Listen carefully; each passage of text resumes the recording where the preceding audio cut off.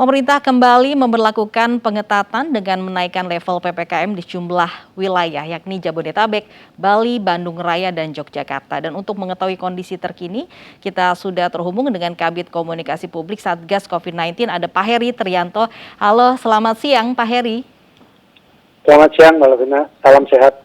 Salam sehat, semoga sehat terus Pak Heri. Nah Pak Heri, ini pemerintah resmi memberlakukan PPKM level 3 di berbagai daerah, khususnya nih di ibu kota begitu.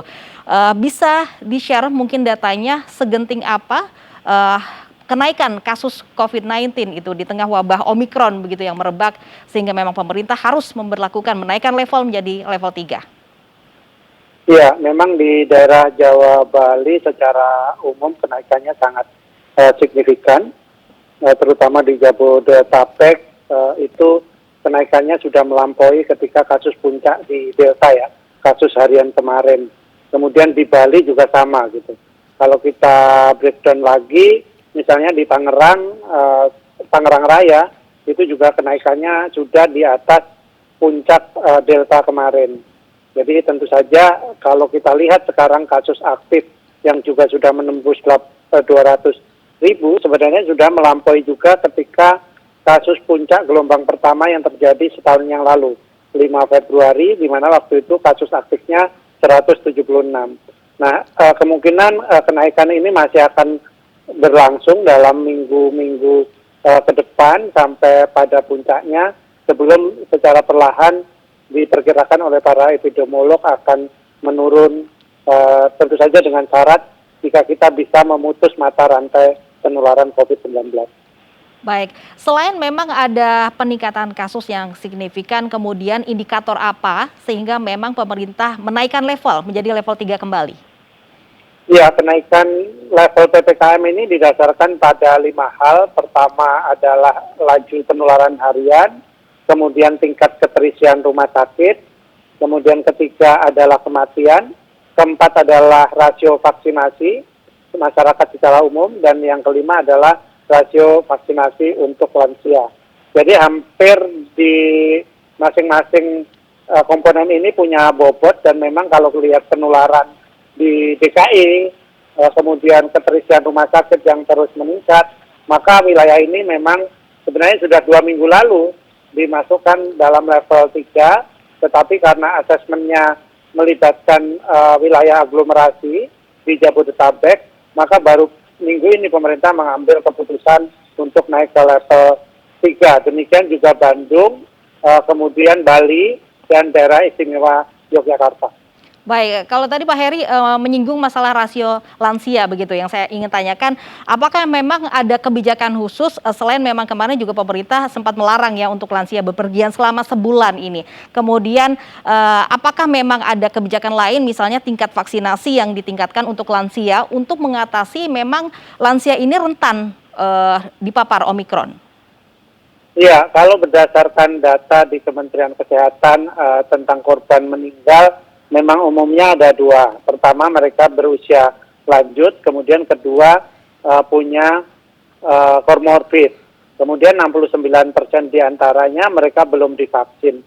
Jadi ini memang ada 3 kombinasi ini yang benar-benar harus kita jaga. Artinya memang lansia ini punya risiko, apalagi mereka belum divaksin dan punya komorbid. Sebagian besar lansia umumnya juga punya komorbid. Jadi memang menjadi penting, kemarin ada himbauan dari Pak Luhut agar warga di atas 60 tahun untuk minggu ini menahan diri dulu dari bepergian, karena memang ini adalah kelompok yang sangat berisiko. Kalau kita tarik data lebih panjang, sebenarnya 80 kematian yang terjadi di Indonesia sekarang ini lebih dari 140.000, itu berasal dari usia 48 tahun ke atas. Jadi kita bisa mengukur diri kita masing-masing berada di usia berapa, kemudian kita bisa berhitung risikonya, sehingga kita bisa menentukan langkah yang tepat untuk menghindari penularan COVID-19. Baik, selain memang tingkat vaksinasi lansia ini khususnya yang belum 50%, kalau secara keseluruhan termasuk lansia ini, kalau di Indonesia tingkat vaksinasinya apakah memang sudah lebih dari 50%?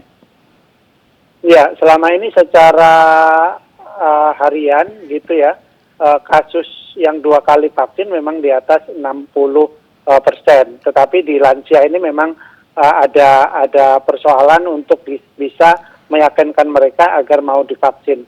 Sebenarnya kalau di DKI Jakarta relatif bisa dipersuasi gitu. Memang di tempat-tempat lain ini yang memerlukan kerja keras dari petugas-petugas kesehatan maupun bekerja sama dengan TNI Polri untuk membujuk mereka agar bisa divaksin. Baik, oke. Pak Heri, ini terakhir, kemudian apa upaya dari Satgas begitu menyadarkan mungkin masyarakat?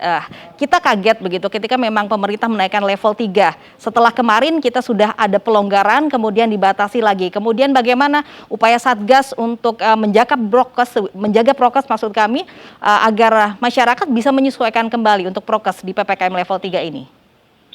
Iya, tentu saja memang ketika kasus tinggi kita juga selain mempersiapkan tempat perawatan yang memadai, juga memastikan memutus mata rantai penularan melalui sektor hulu ya, yakni pencegahan agar penularan tidak dilakukan. Dan selama ini yang memang paling efektif untuk mencegah penularan adalah dengan menjalankan protokol kesehatan, terutama memakai masker dan menghindari kerumunan melalui menjaga jarak. Dan yang ketiga adalah mencuci tangan.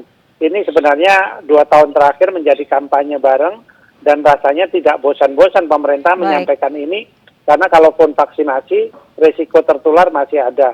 Tetapi kalau menggunakan masker, sebenarnya kita bisa mencegah penularan itu sendiri. Baik, terima kasih atas waktunya Pak Heri Trianto dari Satgas Bidang Komunikasi Publik Pusat sudah bergabung bersama kami di iNews Siang.